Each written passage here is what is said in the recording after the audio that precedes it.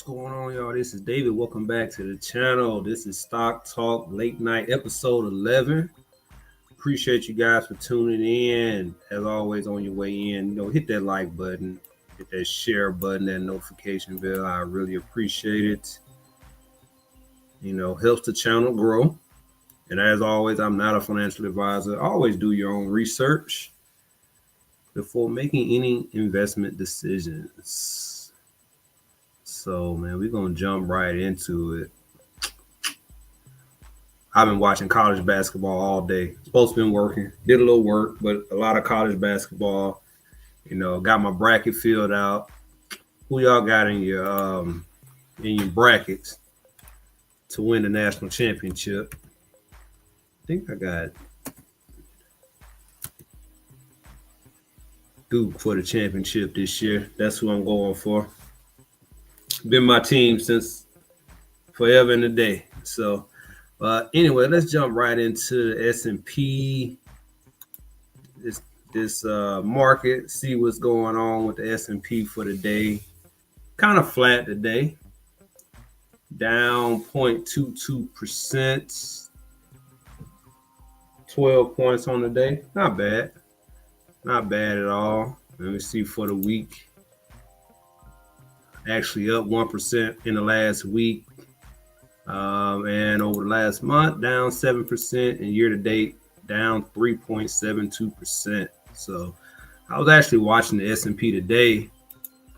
Just working on my charting. Seeing if I can pinpoint. Oh, hold on one second. Man, the wind is blowing crazy out here tonight. But anyway, I was working on some charting today with the S&P. Just kind of practicing, trying to enhance my trading skills. So, one thing that I need to get better at is on my goal list for 2025 is to get better at trading. And I was doing a little charting today. So, not my specialty, but I'm working on it. So, what was I? I think I was on the Robinhood Legend, and we may look at that a little later on. And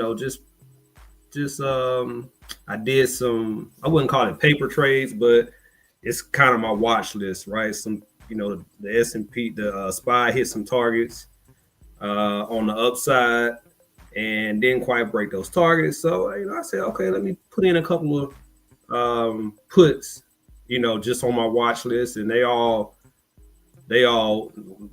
knocked it out the park. So, I don't want to get too excited about it, but just a couple of weeks of practice here, staying consistent. I work from home on Thursdays and Fridays, so that's a good day for me to kind of do some charting when I can. So I just have to stay consistent with that.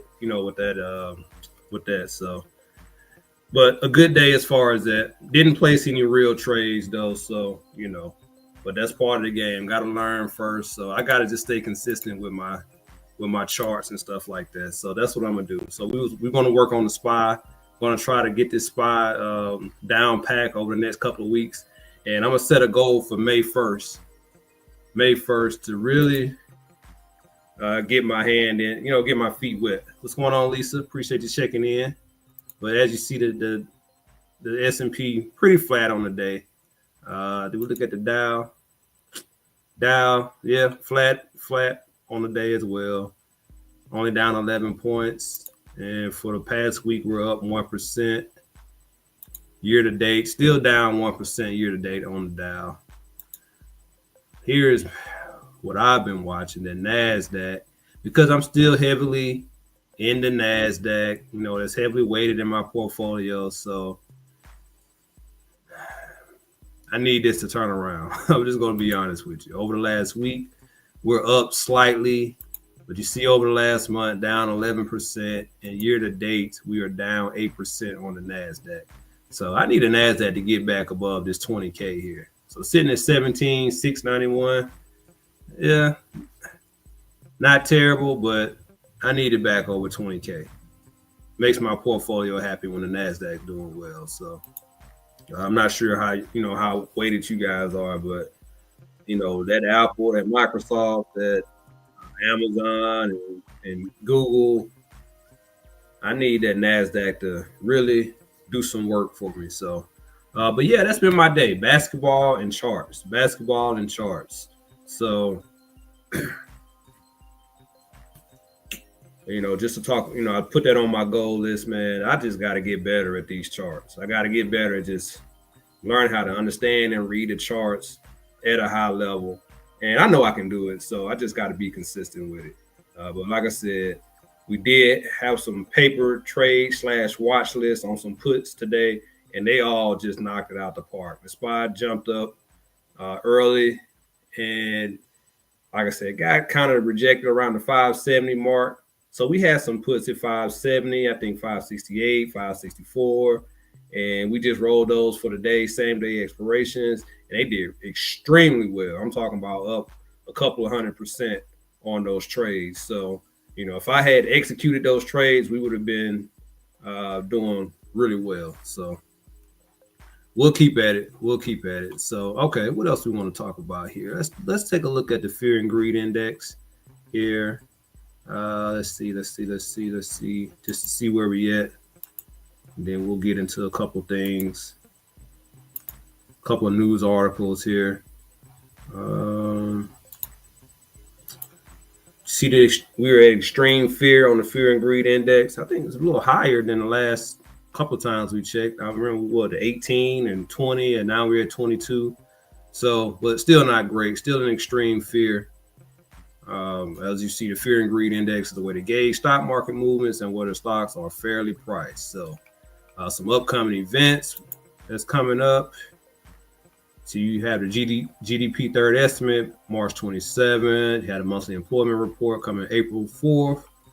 CPI inflation report coming April 10th. GDP advanced estimate coming the 30th. Monthly report, employment report on May 2nd. And the Fed meeting 3, day 1 is out in May 6th and May 7th. So what else we got going on here? What else? Oh, I did what did we do here? I did also have some covered calls that we rolled out. And I can look at some cover calls a little later. We did execute some cover calls on yesterday. We rolled out an Amazon and an Apple Play to earn some extra income. We use that income to make some purchases within the portfolio. So I am doing options to do. I do cover call options. I want to take a look at some of those charts in just a second. But I'm gonna do something I usually don't do. I'm gonna pull up my Robinhood chart here just to show you what we did or what we was looking at today. And give me 1 second here. I'm just fixing some things. I don't want to cooperate. Hold on.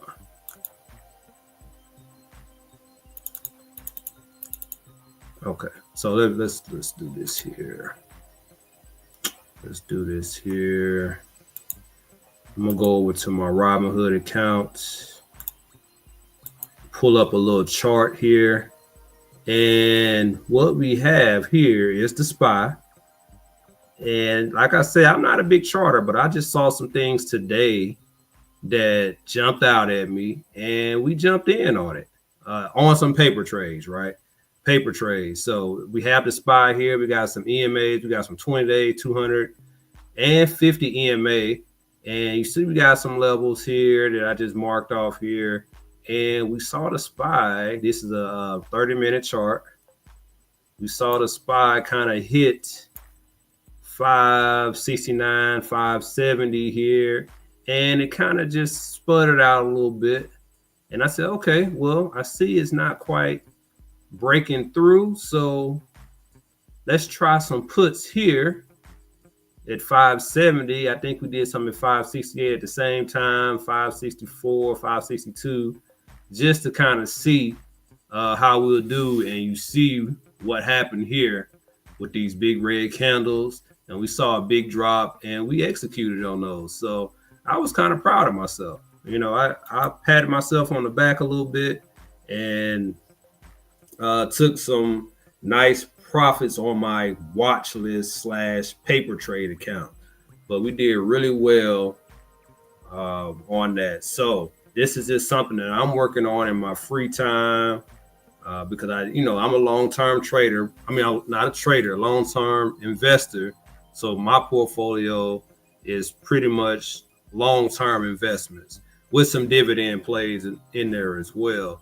But this is just one aspect of that I want to improve on. And today we did really well with just looking at the charts, being patient, and figuring out when will be a good time to jump in, whether the market's up or down, right? We could have caught it going up, but what we did was be a little patient, waited about 30 minutes, 45 minutes when the market opened to see how the SPY was moving, see what levels it was going to break. And then we, once we got an idea of how it was, what price level action it was taking, we said, okay, we're gonna take some puts, and we caught it right at the right time, and we just let the market do what it do. So, um, yeah. So Thursday and Fridays are going to be days where I'm going to be focusing on the charts, focusing on seeing if I can find some plays to make, and see if we can execute some day trades here. So. But yeah. Like I said, man, I'm not my specialty, but we're gonna make it. By the end of this year, it's gonna be a specialty of mine. So just wanted to point that out. And while we're here, let's take a look at the Robinhood portfolio just to see how we're looking. Can I get back to my regular Robinhood portfolio, which we haven't looked at in a while? And you see here, overall, we're down on the day. This account, this is a live account because we do have crypto in this account. So we're at 6,743.86. And we had a goal of hitting 8K in this account, but the market kind of took a downturn. So we gotta roll with the punches. But you see, over the last week, we're actually up 3%, 3.43%, $222.57. And over the last month, however, we are down 11% in this portfolio, down $849. And we know how the market's been moving. We know how crypto has been moving. So not surprising at all to see the direction of this account. So we just gotta fight through. Got to fight through right now, but we're going to keep doing that. Over the last 3 months, we are down 9%. And year to date, we're down 11%. So almost $900 in this account. So we were around that 7,500 mark. We were making our way to 8K, but as we all know, the market took a shift, and here we are. So let's take a look. Bitcoin, we do have some Bitcoin, of course. Let's see how Bitcoin is doing. We're still up overall 69% on our Bitcoin, total return of $454,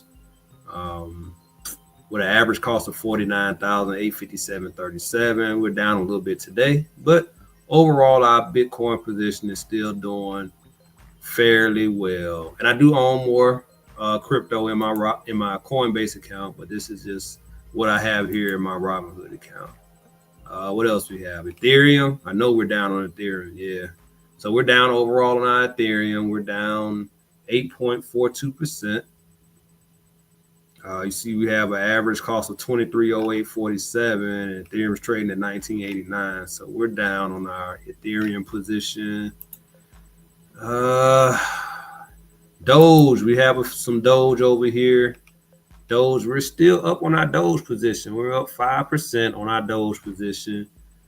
Average cost of 16 cent, and Doge is trading at 17 cent right now. So yeah, we pretty much lost all of our gains from earlier. I wonder should I have sold out of my crypto, but if I hadn't sold it by now, don't need to sell it. I might as well just ride it on out.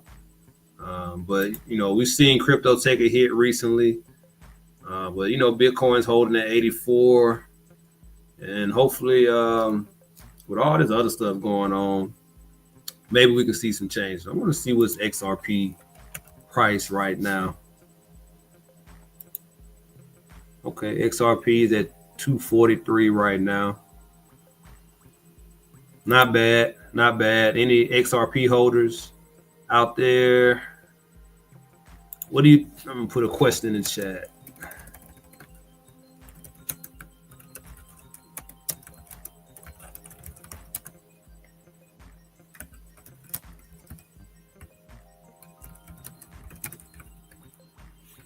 For all my XRP holders, how high do you think it will go this year?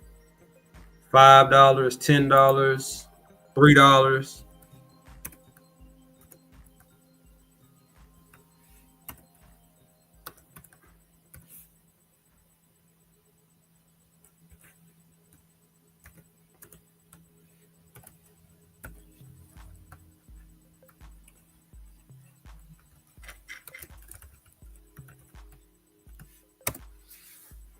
I'm hoping it gets to the $10 or higher, but we'll see. Well, you see XRP is at 243 right now. Let's take a look at some of our stock positions. ET, we are sitting at, man, it's at 1885, man. I mean, we're still up 34%, but ET was just over $20 about 2 weeks ago. But you see our average cost is $13.98. We're at 83 shares of ET right now. ET pays a pretty nice dividend as well. So we get nice dividend income from ET every quarter. And we're going to keep building that position. Want to get to 100 shares of ET. I think that'll be great. If I can get to 100 shares of ET, I'll check and see how the cover call income would be and what type of premium we might can get on ET. May not be a lot, may not be worth it, but it's worth just checking out to see, because that could bring in some extra income to even add more shares. So, but we're sitting at 83 shares of ET, and we have our VTI position getting close to 5 shares. Getting close. We have 4.898, and we do a weekly investment into VTI. So we're building it up. We're still, even with the downturn in the market, we're still up 10% on our VTI position. Was up over 20% at one point, but right now we're up 10% on our VTI position, and we're going to keep building it up. See, VTI is trading at 279 right now. What else we have? QQQM. We have 4.41 shares. So once we get to 5 shares of VTI, then we'll come back and we'll start hitting this QQQM to get to 5 shares of QQQM. And that's kind of how I work it. Building up the VTI and the QQQM position here. It's going to take a while, but just consistency and some patience, and we'll continue to build those shares up. Then of course we have Maine. We're still sitting at 18 shares of Maine. Maine is at 57.81. One of my favorite monthly paying positions. You see our average cost is 43.21. Still up 33% on Maine. So even with the craziness in the market over the last few months, we're still up 33% on our Maine position. So, but yeah, that's a quick breakdown on a Robinhood account. Not where we want to be. We want to be closer to the 8K goal. But of course, with the downturn in the market, we're sitting at 67.4702 in Maine. I'm sorry, in our Robinhood account. So, but yeah, man, I'm not going to hold you guys long tonight. Want to see if I had anything on my watch list that I'm watching right now. I don't think I do. Any particular stocks or positions. Um, I don't think I'm. Let me see. Let me see. Let me see. Nope, nope, nope. Not holding anything, but I do want to touch on a few articles that we saw today, or that I saw today, that I just want to read up on, just to give you some stock related news. And let's see here. One of my favorite positions, but let's see what's going on with Apple. Apple is, this is Yahoo Finance. Apple is reportedly losing $1 billion a year on its streaming services as churn levels increase. And it sees Apple streaming platform is losing a reported $1 billion a year as the company faces stiff competition and more choosy consumers. So I'm not an Apple product user. I don't have any Apple products, I don't believe, but I do invest heavily into Apple. So um, I need them to turn that around. So according to a report and the information, Apple was just shit around 700 billion as a result of Wall Street's latest tech rout, has consistently spent over 5 billion annually to beef up its content slate since launching in 2019. That number, though, dramatically decreased to just about 500 million last year. The report said, "Oh man, okay." You see Apple trading at 214.10, down today and down after hours. So yeah, a little bump in the road for Apple here with its streaming services, but I'm a big Apple fan. I don't nothing for me to be particularly um, worried about, but I do keep up with what's going on with Apple since I do invest pretty heavily in it. And what else we have? This was kind of surprising here. Nike shares drop as tariffs are expected to hit next quarter results. So you see Nike beat modest earnings expectations. All right. Nike beat modest earnings expectations with new CEO Elliott Hill, but investors remain jittery over the impact of Trump's tariffs. The footwear giant posted its fiscal third quarter earnings on Thursday after market close. Its revenue of 11.27 billion surpassed estimates of 11.03 billion, though it dropped compared to the 12.43 billion from a year ago. Okay. Adjusted earnings shares came in at 54 cents compared to estimates of 30 cents, but also under last year's 98 cents. Okay. The earnings reported a second under Hill, a company veteran who took the helm on October 14th. Shares initially popped, then dropped roughly 5% in after hours trading as the company shared its fourth quarter guidance. And CFO Matthew Friend warned of the impact of Trump's tariffs, including a 20% duty on all goods from China. So, and it also goes to say we expect fourth quarter gross margins to be down approximately 400 to 500 basis points, including restructuring charges during the same period last year. Including restructuring charges during the same period last year. We have included the estimated impact from newly implemented tariffs on imports from China and Mexico. Oh man, that's pretty tough. Pretty tough for Nike.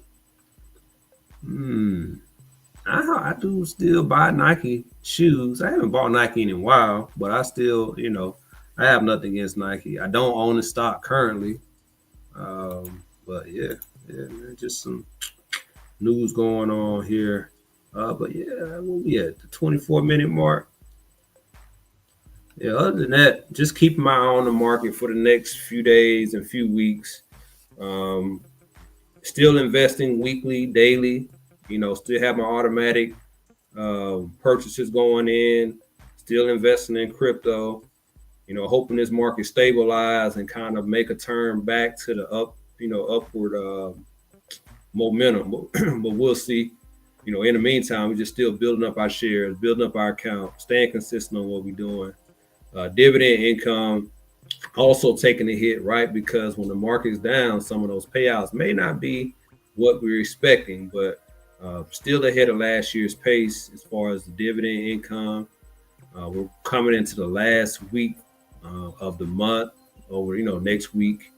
and expecting some dividend payments to hit to hit the account, get reinvested, or if I use those funds to buy other purchases in the account. So needless to say, we're still investing, still building up our shares in the portfolio. We took a hit in 2022. It was the consistency and still buying, still reinvesting, still sticking to the plan, even though we saw our portfolio balance drop a lot. But staying true to the plan, helped that recovery come a lot quicker in 2023 and then just blow it out the water in 2024. So that's the plan. Nothing's changing. Even with the downturn in the market, we're still doing, investing heavily, in the portfolio. It's about finding good positions and building on those positions. So, uh, also, like I said earlier, adding some trading into the fold.